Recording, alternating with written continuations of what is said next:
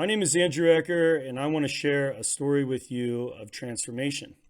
It's actually my own story. I grew up in a home where both my parents were addicted to drugs. My mom died of overdose, and my father died of cirrhosis of liver.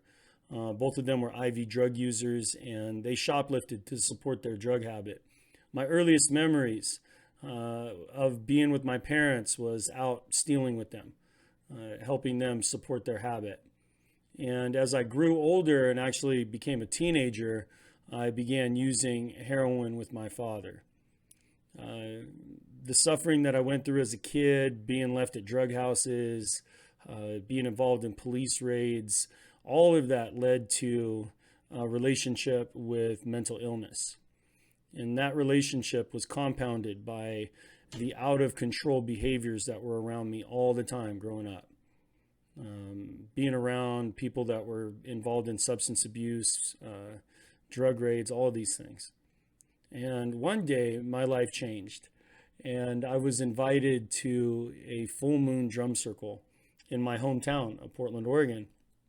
And I went to this drum circle at Mount Tabor, this beautiful mountain in the southeast part of Portland, and I experienced something that would change my life.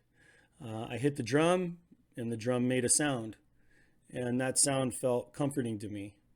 It wasn't until years later that I began to realize that it was taking back control in my life. Something maybe subconscious. And now fast forward 20 plus years later, and I'm a full-time drum circle facilitator.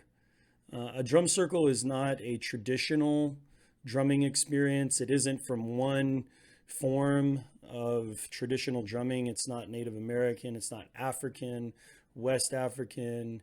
It's actually something that was created in the United States.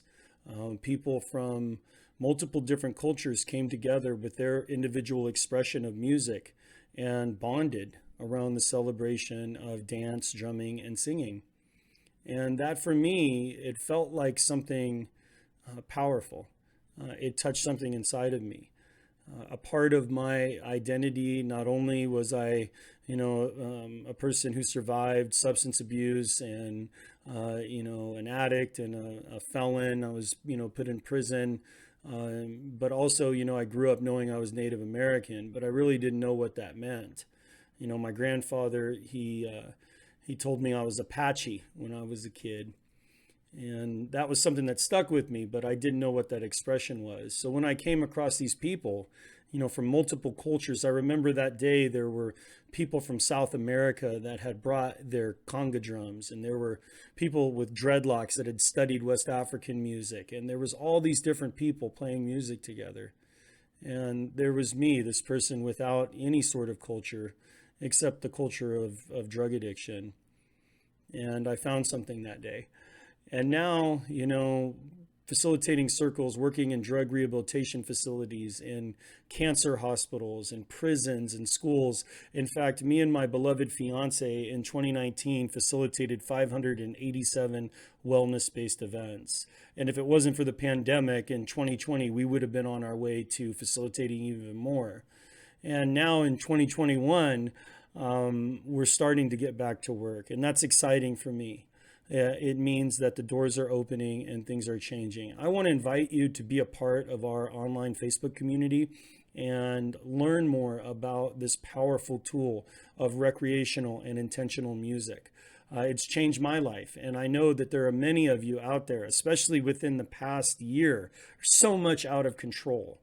Our government seems to be out of control. Our health seems to be out of control. But yet there's something powerful and healing in the drum. Drumming Sounds on Facebook is a place where you can connect to other people. You can also hear inspirational videos, interviews, so much content here. And I hope that you stick around and you'll be a part of this amazing community of like-minded individuals. Thank you so much.